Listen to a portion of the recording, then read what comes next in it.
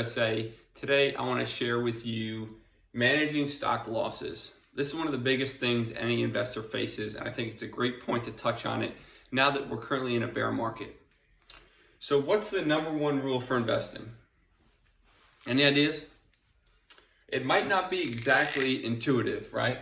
But the number one rule for investing is to do not lose money. It's that simple. A lot of people can focus on making money, right? But if you manage your risk and you're a sound investor, you're going to constantly understand and focus on how do I not lose money in my investments, wherever I put money, in a business, in the stock market, bonds, you name it. So I want to talk specifically in stocks, how you can manage risk. So I think conceptually, one of the biggest things to understand is when a stock goes down, I think if you don't think about it in this way that I'm about to go over, you can get lulled into the sense of, oh, my money can bounce back just as easy as it's gone down. So let's take a look here. If you look on the left side here, this is demonstrating your stock that you bought, whatever it was, it's gone down 10%, 20%, 40%, and 80%. So as you can see, just for demonstration purposes, I have it continually going down and down. So now you can look at how much the stock who went down that amount needs to actually rise back up to make your money back, to get to where you started. So one of the critical things here that I want you to notice and take home with you is that if your stock goes down 40%, it doesn't just go back up 40% and then it's back to where it was. That's not true, because just the way the numbers work, right? So if you lose 40% of your portfolio, you actually have to go back up 67%. And even crazier, if you lose 80% in your stock and you're sitting onto it, holding it, hoping it comes back, guess what? It has to go up 400% to actually make your money back, right? And this actually is where most of our airlines are today, in this same spot. So how do you do this? So one of the key ways to manage this, right? You don't want to take the big losses, because that's how you take the big hits in your portfolio. It's that simple. So you need to understand where your stopping point is. That's non-negotiable. So in me personally, what I use is around 20 to 25%. I do not take a loss bigger than that on any investment I make in the stock market. Why? Because that's right around the time you start to get the bigger and bigger separation between what your stock has gone down to what it needs to go back up to make that money back.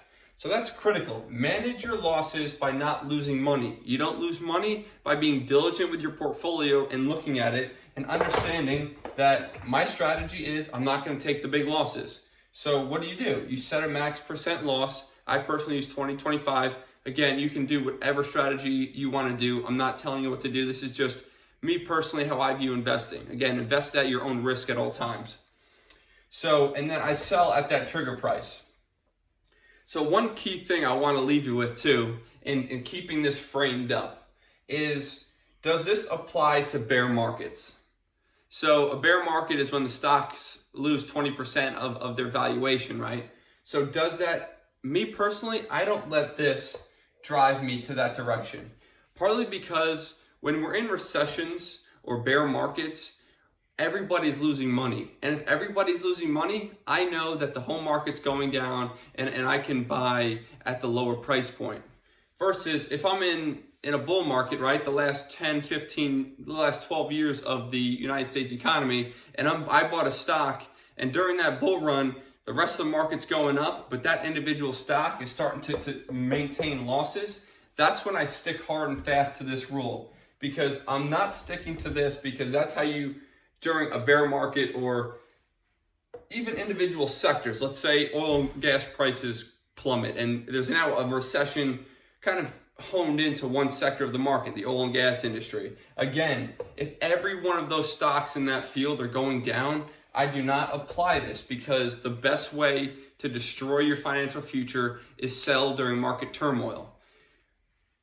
The way you apply this methodology, in my personal opinion, should only be during bull markets, right? When the market's doing well, it's past its lowest points, and you see that individual stock that you invested in going down while the rest of the market indices are going to continue up. That's where you should draw your 25%, to keep the number one rule for investing intact in your portfolio, and that's not losing money.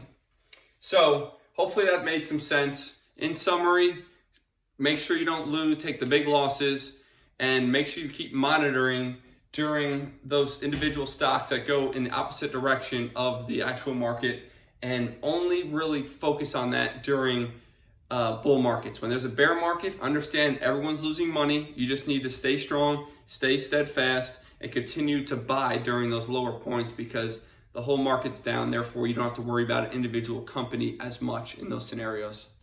Hope this made some sense. Thanks for tuning in to Live to Learn USA. If you liked the video, hit the like button. Feel free to subscribe to my channel if you enjoy my content and get some value from it.